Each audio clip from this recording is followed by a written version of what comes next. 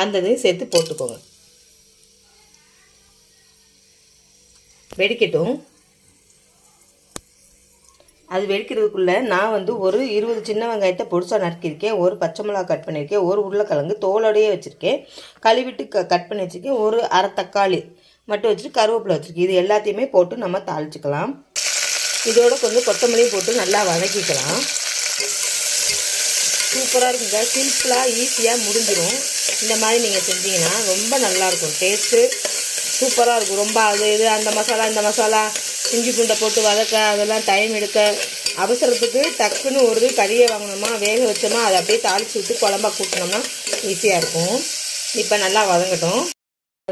நான் குக்கர் மூடியை திறந்து எடுத்துட்டேன். சூப்பராக நம்ம கமகமுக்கும் உருளைக்கிழங்கு போட்டு கிராமத்து ஸ்டைலில் ஈஸியான மட்டன் குழம்பு ரெடி பண்ணிட்டோம். இதை நீங்களே செஞ்சு பார்த்துட்டு லைக் பண்ணி